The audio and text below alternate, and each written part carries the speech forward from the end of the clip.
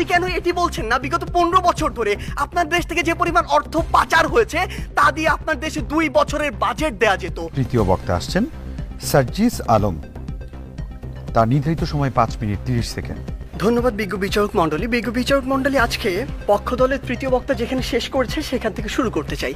তিনি মাত্র বললেন যে ওয়ার্ল্ড র্যাঙ্কিংয়ে পাকিস্তানের 9টি বিশ্ববিদ্যালয় রয়েছে, কিন্তু সবচেয়ে দুঃখের কথা সেটি পাকিস্তানের মতো রাজনৈতিকভাবে এত বড় একটি অস্থিতিশীল দেশেরও যখন 9টি বিশ্ববিদ্যালয় 1000-এর মধ্যে র্যাঙ্কিংয়ে থাকে বিশ্বে, আমার বাংলাদেশের 3টিও থাকে না। আমার বাংলাদেশ এ কারণেই সফলতম হতে পারে না। তিনি আজকে বললেন আমরা নাকি আমাদের যে স্বপ্ন সেটিকে বিশ্বাস করি না। আমরা একটি দেশ নিয়ে যখন কথা বলবো তখন শুধু স্বপ্নের উপরে ভর করে থাকতে পারি না, ওই আবেগ দিয়ে চালিত হতে পারি না। যদি আমার স্বপ্নকে বিশ্বাস করেই আমি দক্ষিণ এশিয়ার মধ্যে সফলতম হতে পারতাম তাহলে এত ছোট স্বপ্ন দেখতাম না, আমি পুরো পৃথিবীর মধ্যে সফলতম হওয়ার স্বপ্ন দেখতাম। কিন্তু স্বপ্ন এবং বাস্তবতার মধ্যে অনেক পার্থক্য রয়েছে। আজকে তাদের 3 বক্তা যে তথ্যগুলো দিয়ে গেলেন তাদের তথ্য অনুযায়ী 1971 থেকে আজকে 2022 সালে এসে বাংলাদেশ প্রত্যেকটি ক্ষেত্রে উন্নত হয়েছে। হ্যাঁ, আমরা বিশ্বাস করি উন্নত হয়েছে, কিন্তু দক্ষিণ এশিয়ার অন্যান্য দেশ কিংবা পৃথিবীর অন্যান্য দেশ কি বসে রয়েছে?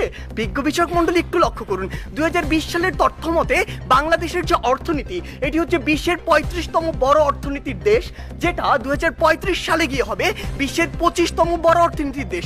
বাংলাদেশের উন্নতি হবে। আপনি যদি ভারতের দিকে তাকান, ভারত বর্তমানে বিশ্বের 7ম বড় অর্থনীতির দেশ, 2035 সালে গিয়ে ভারত হবে বিশ্বের 3য় বড় অর্থনীতির দেশ।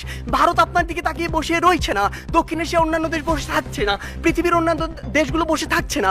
আমাদের কথা হচ্ছে যখন আমরা দক্ষিণ এশিয়ার সফলতম হতে চাইবো, আমাদের সামনে যে একটি ব্যারিয়ার রয়েছে ভারত, সেটিকে আমাদের টপকে যেতে হবে। কেন আমরা যেতে পারবো না, কোথায় কোথায় সে বাধাগুলো রয়েছে সেগুলো নিয়ে আজকে আমরা কথা বলবো। তারা আজকে বললেন আমরা আন্তর্জাতিক অনেক স্বীকৃতি পেয়েছি। হ্যাঁ, আমরা অসংখ্য স্বীকৃতি পেয়েছি, কিন্তু আপনি এটি কেন বলছেন না যে ট্রান্সপারেন্সি ইন্টারন্যাশনাল 2021 সালে বলেছে দক্ষিণ এশিয়ার সবচেয়ে দুর্নীতিগ্রস্ত দেশ বাংলাদেশ।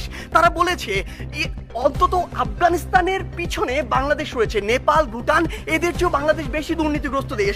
আপনি কেন এটি বলছেন না বিগত 15 বছর ধরে আপনার দেশ থেকে যে পরিমাণ অর্থ পাচার হয়েছে তা দিয়ে আপনার দেশে 2 বছরের বাজেট দেওয়া যেত? আমাদের সমস্যাগুলো এই জায়গায়। আপনি শিক্ষা নিয়ে কথা বলছেন, বাংলাদেশের শিক্ষা খাত যদি লক্ষ্য করুন, পৃথিবীর কোনো মধ্যম আয়ের দেশ, স্বল্পোন্নত দেশ কিংবা উন্নত দেশে জিডিপির মাত্র 2% শিক্ষা খাতে বরাদ্দ দেওয়া হয় না, বাংলাদেশে মাত্র 2% দেওয়া হয়। শুনে অবাক হবেন, এই 2%-এর অধিকাংশই চলে যায় আমাদের ওই শিক্ষক, কর্মকর্তা, কর্মচারীদের বেতন দিতে। আপনি যদি লক্ষ্য করুন